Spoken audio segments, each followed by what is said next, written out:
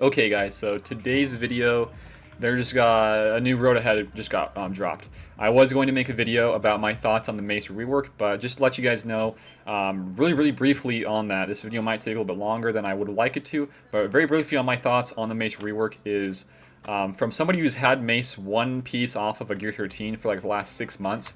I'm not too upset about it all, although it would have been the perfect time to release a content like that. Just thinking about all the reworks and new characters we've been added. We've had Padme, we've had reworks from Newt and Dooku, we've had Geonosian reworks with GBA, we've had Watt, we've had new droids.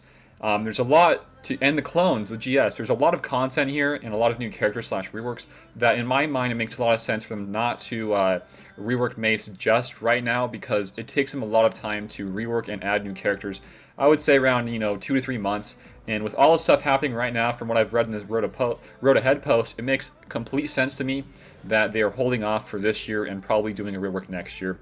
And to ensure that I think it's going to be next year, well, the new season 7 of the Clone Wars TV show will be around February next year. So in my opinion, around the next ship raid and with the new TV season, I think Mace could get a really potential nice rework around that time. Although it would have been perfect to have him here. That's my thoughts here. I'm not too upset, although it's been really nice to see. It is what it is, guys. Okay, so now chatting about this Road Ahead post.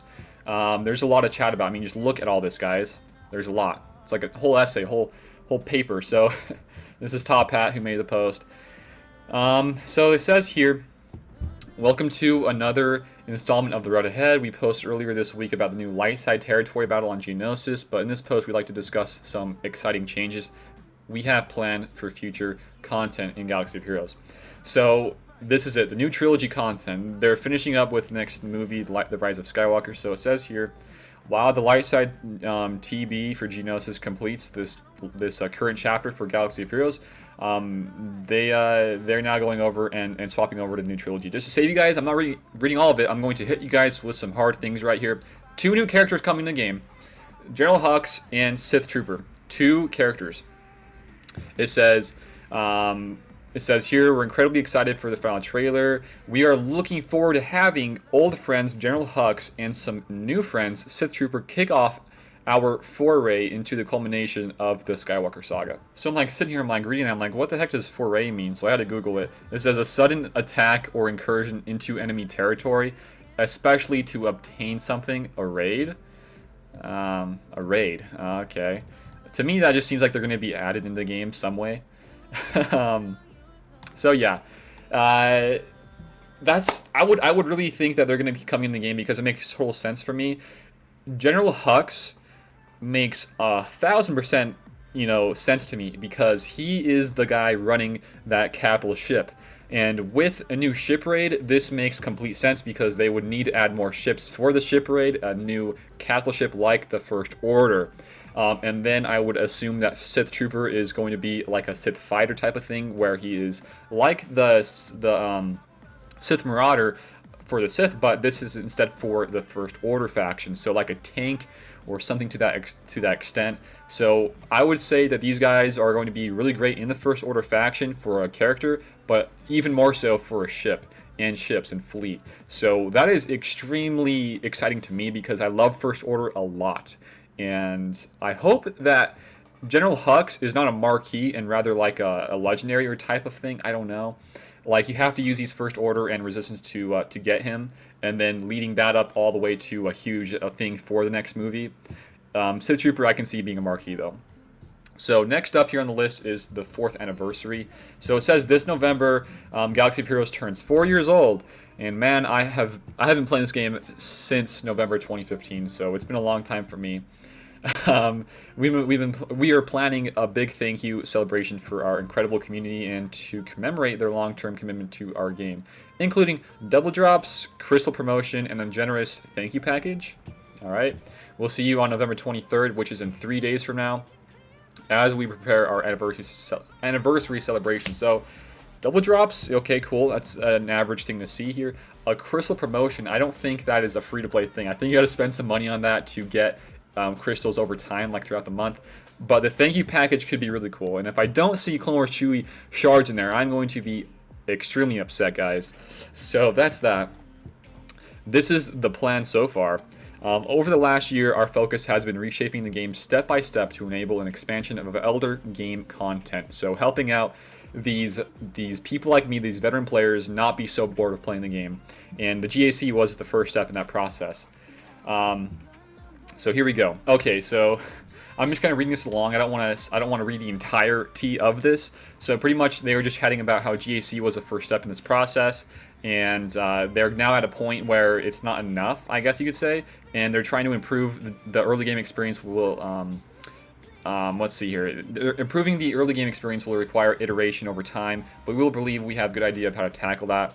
So this is the journey guide. This is the big next step in this whole process to, I guess, help out the elder players, the veteran players, and hopefully the newer players so they aren't so overwhelmed by this entire game. So I'm going to read this all the way through, I think, because I am extremely interested in this. So it says here, one of the most challenging aspects of Galaxy of Heroes for newer players entering the game is what it takes to get the most popular content. So, okay. New players face a dense web of interconnected content that must be navigated in order. Okay. So yeah, there's a lot of overwhelming things here. Okay. This next paragraph, to help new players navigate this deep and exciting part of the game, we've been working on a new feature we call the Journey Guide. This new feature will provide clarity and structure for how a player, both old and new, can progress through our content-rich, intricate game. It celebrates the most aspirational characters and ships in Galaxy of Heroes, highlighting their power and place within the game, while helping players to understand how to make progress towards unlocking them. While this will prove invaluable for newer players, elder players will also find that they can leverage this tool in their own pursuit of character unlocks and high-level activities. Okay, first things first, this is not centered really, in my opinion, towards veteran players. This is really only towards newer players, and they chat about this a couple months ago. So this is what their thing is here, helping newer players with the journey guide and knowing what to work on. Okay, cool. It's like a Pokédex, in my opinion. It's like a Pokédex for Galaxy of Heroes, which is cool. And I'm actually probably going to put a Pokédex in the thumbnail today. Along with this new feature, we were excited to announce that all Legendary Journey and Epic Confrontation events will eventually move into the Journey Guide sometime after their initial release. Okay, we believe that in opening up our best events and character content, we can not only easy process for any veterans who are working towards their next Legendary characters, but also extend a helping hand to newer players as they begin to make meaningful progress in our game using the Journey Guide. Okay, so it helps navigate people. It helps progress through our content-rich game. The only thing I see here is it just shows them like how good it's like a roadmap for how to play the game. In my opinion, this is nothing like giving us gear and helping us with the game at all.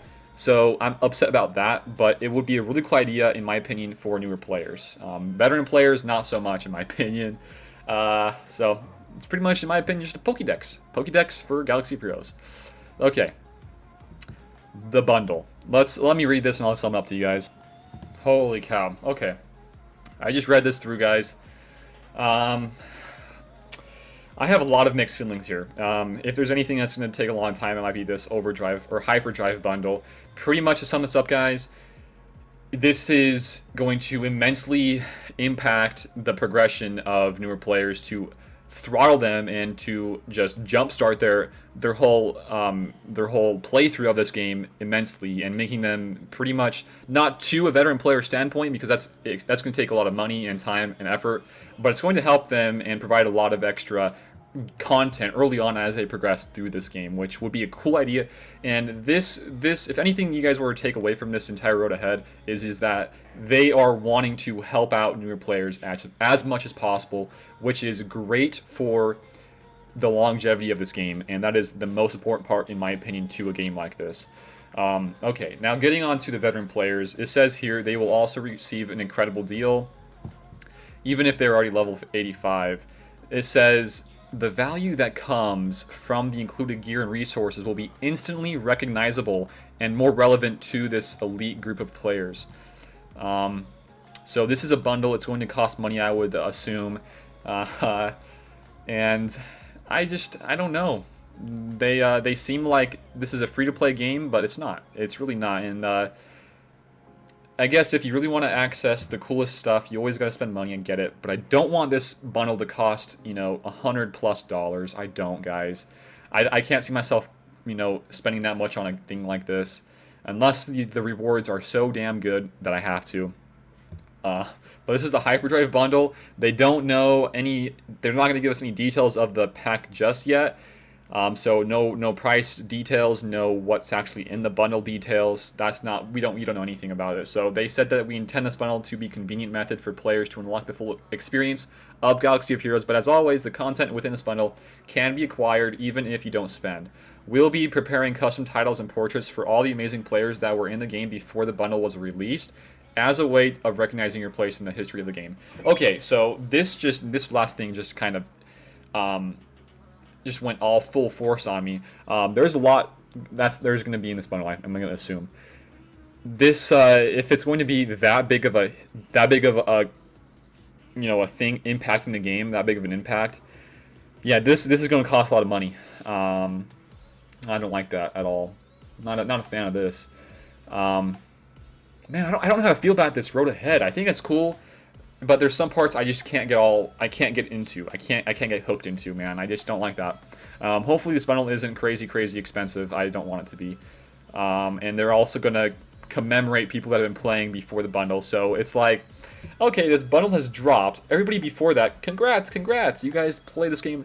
Good job. You guys are all over the place. But people after that, they pretty much can get to our spot a little bit easier and faster.